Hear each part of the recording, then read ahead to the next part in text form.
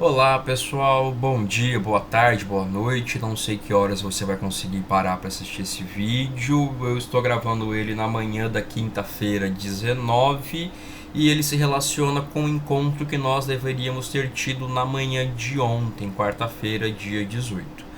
Bom, vocês já devem saber, a instituição está num período de suspensão das suas atividades presenciais. Não estamos em um período de suspensão do calendário acadêmico.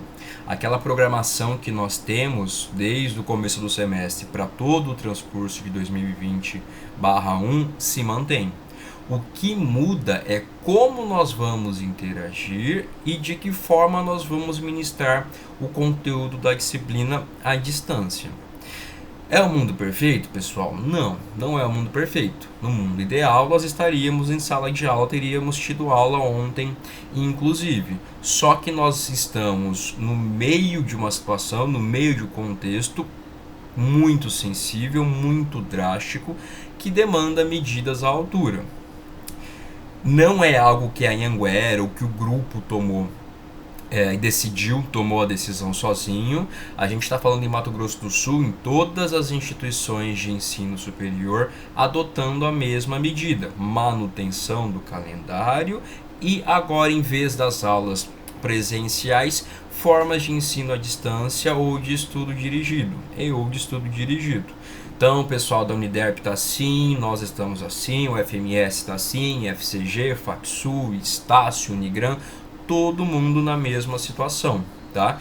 Eu sou aluno também, eu faço mestrado na UFMS e esse semestre simplesmente não deve ter aula presencial, apenas orientação de estudo por parte dos professores para que os alunos aprendam e passem por avaliação também, tá? Quando a gente estiver chegando mais próximo do que seria a nossa avaliação, data que acredito que vá se manter, nós vamos conversar especificamente sobre como essa avaliação deve se dar. Ah, professor, mas por que o senhor está falando em avaliação em abril, em semestre? Eu vi que a instituição suspendeu as aulas até o dia 30. As outras faculdades também suspenderam as atividades até o dia 30. Pessoal, existe quem diga que efetivamente a partir do começo de abril as atividades podem retornar. Eu, Guilherme, falo em meu nome, não falo em nome da instituição, não acredito que isso vá acontecer, tá? A gente observando as medidas adotadas mundo afora, observando como o vírus tem se propagado aqui no Brasil, a tendência é que nós tenhamos alguns meses ainda de ascensão até que o vírus atinja o pico para depois começar a cair. E durante todo esse período, a indicação no mundo inteiro é que o contato humano seja diminuído, que a gente mantenha medidas de isolamento. Se perguntarem minha opinião, eu chutaria que esse semestre nós teremos ele praticamente inteiro à distância. Se as aulas voltarem antes disso, bem, perfeito. Se não, pessoal, a gente tem que ir se adaptando e se acostumando a esse modelo, tá? Vocês vão perceber que cada professor que vocês têm vai adotar uma forma de se comunicar com vocês e de passar conteúdo. Eu pensei e estou completamente aberto a sugestões, a opções, a críticas negativas, críticas de reforço positivas. Professor, tá legal? Não tá legal, vamos mudar isso. Mas a minha ideia inicial é fazer vídeos com vocês para dar um panorama, para que vocês me vejam falando um pouquinho, para que não fique só em coisas digitadas e aquela impessoalidade que às vezes o e-mail, uma mensagem de WhatsApp pode dar. A gente fazer esses vídeos semanais. Nesses vídeos eu não vou ministrar a aula que eu daria para vocês. Nesses vídeos eu vou fazer indicação de pontos de atenção que vocês devem ter em relação ao conteúdo que seria dado presencialmente, apontando a leitura necessária e passando outras diretrizes para que vocês tenham contato com o que a gente precisa que vocês saibam no decorrer da disciplina, tá? Mas nosso cronograma de aulas sobre os conteúdos se mantém. O que a gente tem de diferente é como a gente vai se comunicar. E, evidentemente, eu vou precisar de um pouco mais de adesão de disciplina de vocês para fazer as leituras e parar para ver esses meus vídeos pelo menos com a frequência semanal, tá? Sobre essas considerações iniciais, acho que é só isso. Só que, como vocês já sabem, como a gente havia já combinado e como eu disse que o nosso calendário se mantém, nós tínhamos uma atividade avaliativa programada para a próxima semana. Cairia no dia 25, se eu não me engano. Essa atividade se mantém, pessoal, tá? Só que eu pensei num jeito da gente fazer uma atividade à distância, por meio dessas ferramentas que a gente pode utilizar para manter a nossa aula normalmente. Então eu fiz pelo Google Forms, vocês receberão esse link, vocês vão clicar no link, vai abrir a plataforma do Google Forms, não é Ava, tá? É uma coisa que eu faço utilizando ferramentas do Google. Vai estar lá para vocês orientações, campo para vocês colocarem um e-mail válido de vocês para fins de protocolo das respostas que vocês me apresentarem. É um campo obrigatório. Então, quando vocês me responderem as questões, vocês vão receber uma cópia com informações de entrega das questões. É uma segurança para vocês, tá? Além disso, nome e semestre. Sem nome, sem semestres indicados, eu não consigo depois lançar as notas. E aí vocês vão ter 4 questões para responder. São questões que se relacionam com o conteúdo que a gente já viu até agora, tá? São questões curtinhas, questões que vocês não vão conseguir achar a resposta jogando um Ctrl F ou fazendo buscas no material de vocês ou nos meus slides, tá? Eu preciso que vocês tenham compreendido o que foi exposto em sala de aula, compreendido a forma de pensar daquele tópico para que vocês me deem a resposta. As respostas, pessoal, não precisam ser grandes. Pelo contrário, resposta boa, resposta bonita, resposta precisa. É ali, em cima. Eu te pergunto, você em poucas frases me responde aquilo. Tá? Eu não quero que vocês me tragam um tratado sobre o assunto. Eu te pergunto o que é isso, o que é aquilo, ou por que isso, você me responde de forma objetiva, de maneira pontual, em cima do que foi perguntado. Tá? Sem muita encheção, sem muita enrolação, resposta em cima. Quaisquer dúvida que vocês venham a ter, me mandem e-mail, mandem WhatsApp, que fica mais fácil para vocês. Mas a ideia é essa. Eu vou encaminhar junto com esse vídeo para os líderes das turmas o link já de acesso a essas atividades. Além disso, no AVA de vocês também vai estar o link para acesso, tá? E vocês fazem como vocês acharem mais fácil, acharem melhor. Pro pessoal do primeiro semestre, o trabalho ele tá no encontro 4. Tem um tópico específico no encontro 4 que chama Aprimorando o seu conhecimento. Você clica lá e vai ter um link. Esse link vai te direcionar para a minha atividade. Pessoal do quarto semestre, eu peço que vocês vejam unidade 2, sessão 1, aula.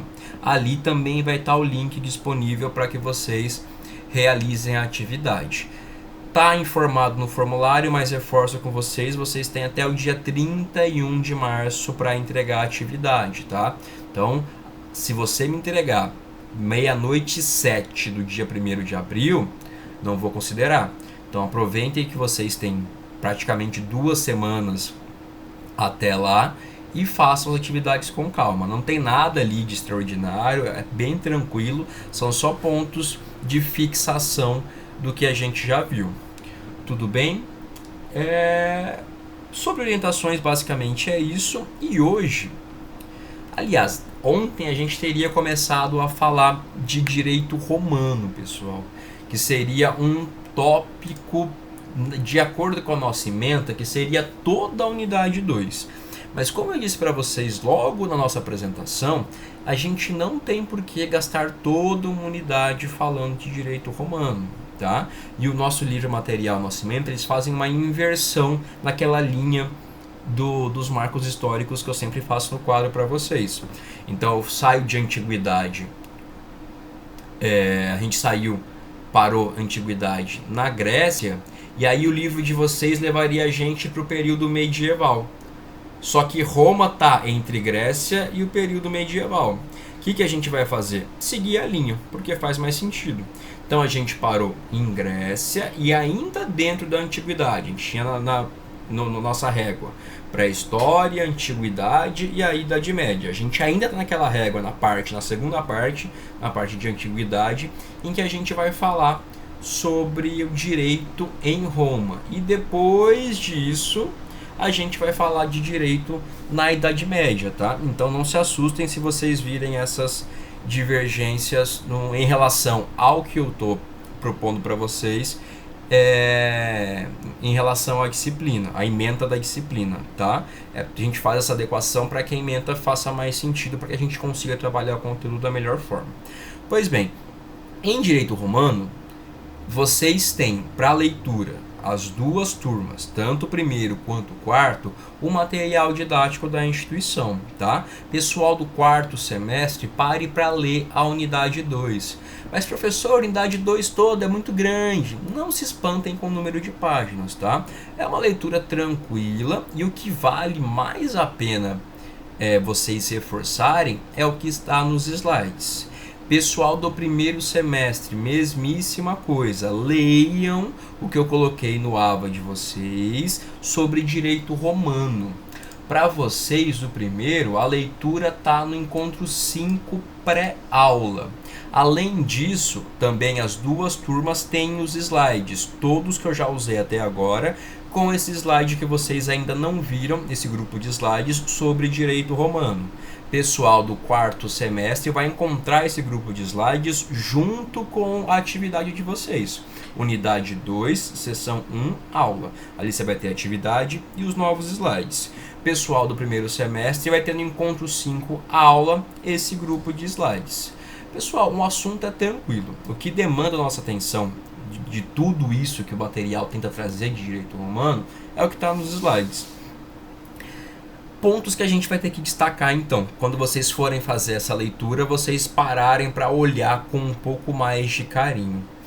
Primeiro, pessoal, o direito romano, o livro de vocês começa falando de como surgiu Roma e tal, isso pra gente não tem tanta relevância. Eu vou começar a me preocupar com o direito romano quando eu entro no período republicano, que é quando eu saio da monarquia do Império Romano e vou falar em uma república. Primeiro, essa república chama a nossa atenção, porque esse modelo de república, ele embora não tenha relação com a república que nós conhecemos hoje, ele já começa a me dar ali as diretrizes, começa a me dar ali os contornos do que deveria ser república. Tanto é que a gente usa a mesma palavra república até hoje, e eles usavam isso 500 anos antes de Cristo. Curioso também para vocês nunca mais esquecerem por que esse governo de todos se chama república. Isso vem do latim, vem da língua utilizada por eles. República é uma junção, pessoal, de res, que é coisa, com pública, que é de todos. Estão juntando república. Eles superam um governo que era monárquico, eu concentrava em uma só figura, em uma só pessoa, todo o poder do Estado romano, e começam a dividir esse poder para todos. E aí vem a ressalva que a gente fez também já em relação à Grécia. A democracia ateniense era uma democracia parecida com o que a gente conhece hoje? Não, era algo muito limitado. Mesma coisa com a República Romana, também era algo muito limitado para uma classe específica de cidadãos, tá? Então a noção de coisa pública efetiva que a gente tem, a gente vai ver isso se amadurecer ao longo dos anos, para só lá na idade contemporânea a gente ter isso efetivamente ganhando esse corpo que a gente conhece hoje. Só que os romanos já tiveram esse processo de superar um regime que era imperial, monárquico, para fazer a transição para um regime republicano, em que em vez de uma pessoa eu vou ter várias pessoas, para eles, todo mundo que era cidadão, embora a palavra cidadão só pudesse ser aplicada a um grupo específico de indivíduos, todos os cidadãos faziam parte da composição da vontade pública. Também chama atenção nessa transição, além dessas considerações sobre a República, pessoal, é que é no período republicano que eu vou fazer uma troca das fontes do direito em Roma. No primeiro período monárquico em especial, vocês vão perceber, isso tá no material, que o direito romano era baseado em costumes, ele era transmitido oralmente, assim como aqueles povos que nós vimos em relação a alguns da antiguidade já, em relação também aos povos da pré-história, a gente viu em relação aos egípcios, por exemplo. Aqui nessa primeira parte do Império Romano, eu não tenho nada registrado de forma escrita, eu vou ter a veiculação do direito por meio da oralidade, por meio dos costumes. Até que no período republicano vai existir um levante da plebe contra as classes dominantes. E um dos resultados desse levante, esses levantes vão acontecer várias vezes durante o período republicano, é a edição da Lei das 12 Tábuas. Essa lei, pessoal, ela registra a primeira coisa parecida com o código que nós temos na humanidade. Porque é algo complexo, é algo sistematizado, é algo que tem o escopo, a finalidade de regular toda a vida em sociedade, mas faz isso de maneira muito bem sistematizada, de maneira muito bem concatenada. Eu tenho toda uma estrutura legal que é montada a partir da Lei das 12 Tábuas.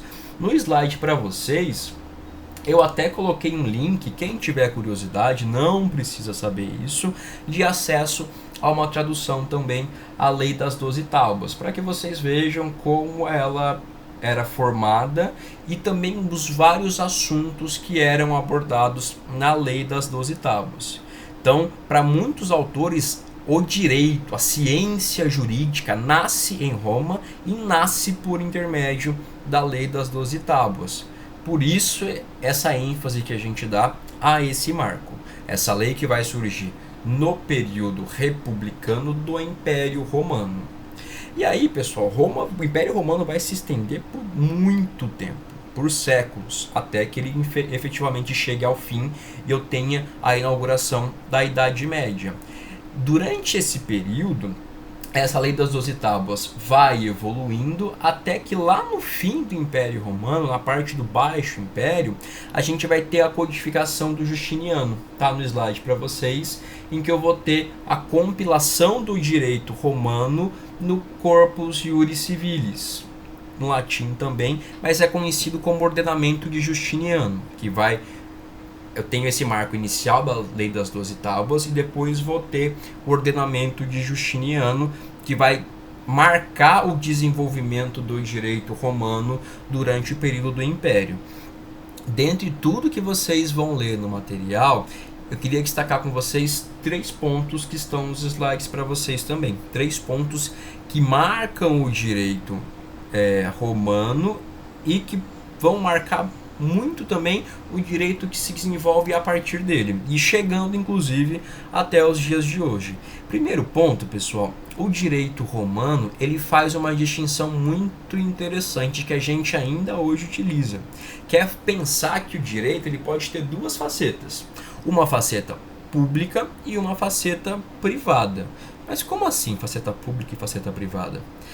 O direito não é uma coisa só. Eu consigo distinguir a natureza do direito se eu tenho envolvido o interesse público, o interesse do Estado, ou se eu não tenho esse interesse envolvido, ou se eu tenho envolvido só o interesse do João e da Maria, por exemplo. Uma coisa de direito que envolve direito público, que envolve a coletividade, seria, por exemplo, a execução do orçamento público, a atuação de funcionários públicos, crimes graves, um homicídio quando é praticado, a vida de um membro daquela comunidade, daquela sociedade é colocada a perder. O impacto disso é um impacto que vai além, que transcende a esfera privada. É diferente, por exemplo, no direito privado, se eu tenho uma relação patrimonial entre o João e a Maria. À época, a Maria não poderia ser sujeito de direitos, mas se o João e o Mário tem uma discussão relativa a patrimônio, a um contrato que não foi cumprido, um deixou de pagar, o outro na verdade que deixou de entregar, de fazer a sua contrapartida no contrato. Essas questões são questões privadas. Essas questões não atraem um interesse público. E isso a gente vai ver que marca como o direito é estudado até hoje. Vocês vão, ao longo do curso de vocês, estudar, isso vale para as duas turmas, direito civil, direito empresarial. O que é isso? O que regula o direito civil? O que regula o direito empresarial? Basicamente, direito privado. Basicamente, são relações jurídicas que têm em seus polos indivíduos particulares, indivíduos privados. Eu não tenho atuação do Estado aqui. Por outro lado, vocês também vão estudar direito constitucional, direito tributário, direito administrativo. Aqui eu falo essencialmente de relações jurídicas que tem o Estado, que tem a coletividade como interessado. Então, os regimes jurídicos de cada uma dessas formas de direito são diferentes. Os princípios que regem essas relações jurídicas em que o Estado está são diferentes dos princípios que regem essas situações em que apenas particulares estão envolvidos. Isso a gente já começa a perceber, a desenvolver no direito de Roma. Outro ponto muito importante que eu quero que vocês tenham em mente é o desenvolvimento do direito processual no direito romano. Como assim, professor? Direito processual? Tá, isso vale em especial para o pessoal do primeiro. Não sei se vocês repararam, mas vocês não vão estudar só direito civil. O código de vocês não tem apenas o Código Civil. Ele tem o Código Civil e o Código de Processo Civil. Vocês vão estudar direito penal e direito processual penal. Vocês vão estudar direito do trabalho e processo do trabalho. Mas o que é isso? Pessoal, vocês têm que entender, e eu lembro que isso para mim foi uma reflexão muito marcante quando eu estava na graduação, que o meu Código Civil, o meu Código Penal, ele me traz direito material. Ele me diz o que pode, o que não pode, aqueles meus 3 modais deonticos, o que é proibido, o que é permitido, o que é autorizado. Ele vai me dizer, no plano das relações humanas, o que está certo e o que está errado, basicamente. Ele vai me dar essas instruções sobre a vida. A regulação das relações humanas e como elas se dão ou deveriam se dar naquele campo deontológico é o que o direito material vai me dar. É que, por exemplo, matar alguém é vedado. Se eu matar alguém, eu vou sofrer uma repressão penal. Se eu causar dano, por exemplo, patrimonial a alguém, eu também vou ter que responder de acordo com as normas de direito civil. Se eu descumpro uma obrigação, se eu descumpro um contrato, eu também vou ter consequências em relação a esse descumprimento. As minhas regras sobre a responsabilização civil, as minhas regras sobre o contrato estão no direito material. O que é um contrato? Quais são os seus elementos, como ele funciona, quais são os tipos de contrato, responsabilidade civil, se tem dolo, se tem culpa, se não tem. Tudo isso eu vou estudar no direito material. O que é crime, que ação humana é caracterizada como crime, em que contexto pode ser descaracterizada como crime, se é lícita, se é ilícita, se é culpável, se não é culpável. Isso tudo eu vou estudar em direito material. Só que, uma vez que eu percebo que eu descumpri normas de contrato, por exemplo, em direito civil, ou que um indivíduo praticou uma conduta típica antijurídica e culpável, que vocês vão estudar que isso é um crime, e aí, como é que funciona? Aí vai entrar em cena essa figura do direito processual, que é muito bem desenvolvida no direito romano. E aí? E no mundo real? O indivíduo descumpriu o contrato, ou eu tenho um contrato com uma pessoa que descumpriu. O que eu faço? Aí você tem que entender de que forma você vai resolver esse conflito. Aí a gente vai começar a falar no direito romano na existência de um direito de ação. Eu tinha um contrato com fulano de tal, um contrato de compra e venda. Eu entreguei o bem, mas ele não me pagou. Isso vai fazer com que no campo do direito processual eu tenha um direito de ação de cobrar judicialmente a contrapartida do contrato daquela pessoa.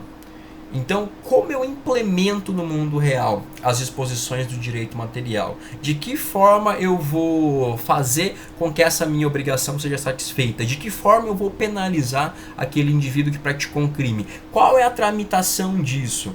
Poxa, hoje a gente vai ter uma petição inicial ou uma denúncia para crimes. Vai ter uma tramitação, vai ter um rito. Eu vou apresentar essa minha petição inicial na ação civil ou minha denúncia na ação penal para um juiz. Esse juiz vai conduzir esse processo e ao fim vai proferir uma sentença depois de se convencer a partir dos elementos de prova colhidos. Essas regras que dizem respeito a como eu vou efetivar o direito, que dizem respeito também ao que a gente chama de direito processual.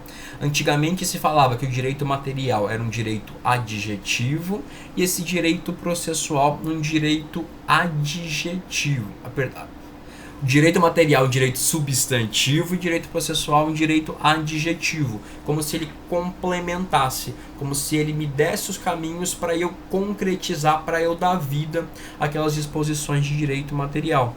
Então, espero que tenha ficado claro isso, vai ficar mais claro à medida que vocês forem parar para estudar de forma segmentada e atenta. Poxa, direito civil, processo civil, direito do trabalho, processo do trabalho. Vai ficar mais claro para vocês. Só que saibam que existe essa diferença. Vocês estão proibidos de confundir Código de Processo Civil com Código Civil, são coisas distintas, e esse desenvolvimento, essa ideia começa a ser desenvolvida no direito romano, que é outro marco muito importante. Direito de ação, vocês vão estudar isso ainda em Teoria Geral do Processo, o berço dele é o direito romano. É a primeira vez que a gente nós, humanidade, paramos para separar. Opa, aqui eu tenho um direito, aqui eu tenho algo que me diz como eu devo agir em sociedade. Só que aqui eu tenho algo que me diz como implementar essa regra aqui. Eu vou me valer de uma ação judicial. Quem vai analisar essa ação judicial? Quem vai julgar? Eu vou ter contraditório? A outra parte vai ter chance de se pronunciar ou não vai? Nós vamos produzir provas? Essa figura que conduziu esse procedimento é a mesma que vai ao fim decidir quem está certo, quem está errado? Essas todas são regras de processo. E os romanos fazem uma distinção que a gente também usa até hoje sobre essas duas formas de ler, de ver o direito, material e processual. E por fim, queria chamar a atenção para vocês um ponto que vocês vão ficar carecas de estudar ainda quando forem ver processo penal. A mesma relação lógica que eu uso para distinguir o que é direito público e o que é direito privado, já sabendo que existe um direito processual diferente do direito material, vai fazer com que os romanos pensem especificamente no direito processual penal em público e em privado. Os romanos vão fazer o seguinte raciocínio: eles vão olhar para um crime e falar, olha, esse crime, a forma com que ele foi cometido, o bem jurídico que foi afetado por esse crime, acaba fazendo com que toda a coletividade tenha interesse na repressão penal. E aqui o direito romano também ainda tinha traços parecidos com a lei de Italião, que também vai ser vingativa. Então, se eu tenho um crime contra uma instituição pública, um crime, como eu mencionei para vocês, de homicídio, que é um crime muito grave, os romanos vão entender que cabe ao próprio Estado romano realizar a persecução penal desse indivíduo, realizar a responsabilização penal do indivíduo que pratica esse crime.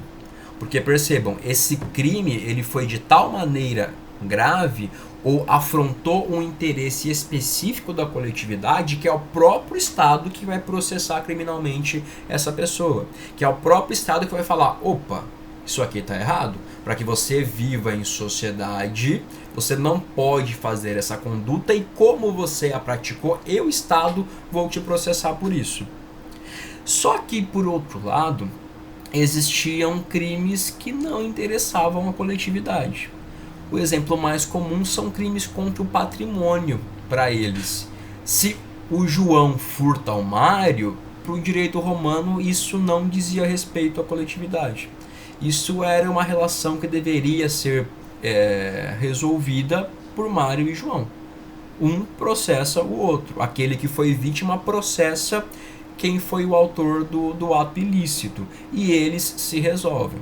Eles se resolvem, no entanto, dentro de uma estrutura judicial, dentro de uma estrutura pública. Mas eu tenho particulares nessa relação processual. Eu tenho o João e o Mário compondo a relação processual, num crime que para eles é de ação penal privada. Aqui, no meu crime de ação penal pública, eu tenho o Estado processando o autor do ilícito. Eu tenho o Estado processando o José. Porque aqui eu tenho a prática de um crime que fere a coletividade.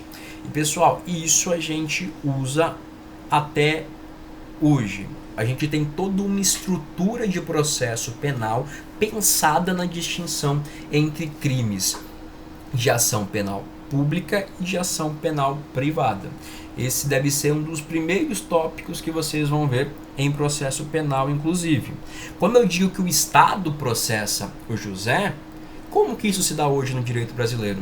Que instituição, que figura vocês conhecem que processa um indivíduo que pratica um crime de ação penal pública? O Ministério Público. Então, o que é o Ministério Público? É o Estado brasileiro processando criminalmente alguém. Só que a gente vai ver que essa relação de crimes de ação penal pública acabam abrangendo hoje 99% dos delitos. No direito romano era meio que algo mais equilibrado, talvez meio a meio.